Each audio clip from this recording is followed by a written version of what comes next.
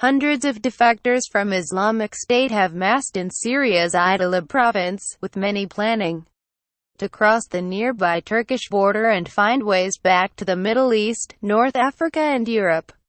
Several dozen former fighters have already made it across the heavily patrolled frontier to towns and cities in Turkey's south in recent weeks, The Guardian has confirmed.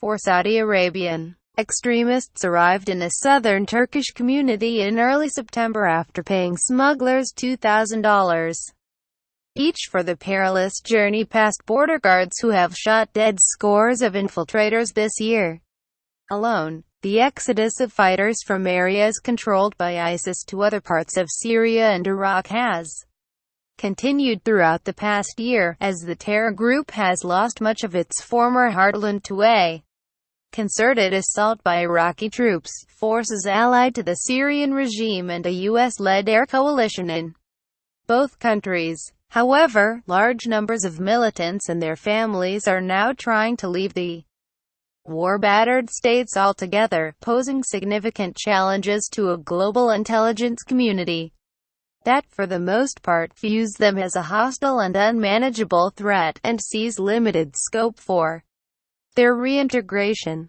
A Saudi national who fled Syria in late August told The Guardian that as many as 300 former ISIS members, many of them Saudis, had established a community north of Idlib city, which is now dominated by the al-Qaeda affiliate, Jabhat al-Nusra. Last ISIS stronghold in Syria could fall by October, says UN envoy Reid Moore. Most want to leave, like me, said the 26-year-old, who called himself Abu Saad. A lot of them realize that the group they were with tricked them.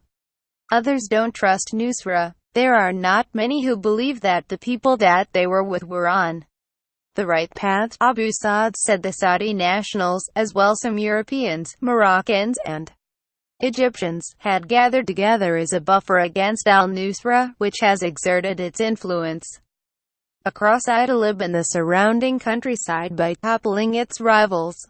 ISIS has not had an organized presence in the area since early 2014, when it was ousted by a rebel assault that saw its members flee east to the town of El Bab in the Aleppo hinterland and further into Manbij, Tabqa, Raqqa and Deir ez-Zor. Former members of the group, however, have steadily been returning to Idlib and seeking refuge since late 2015.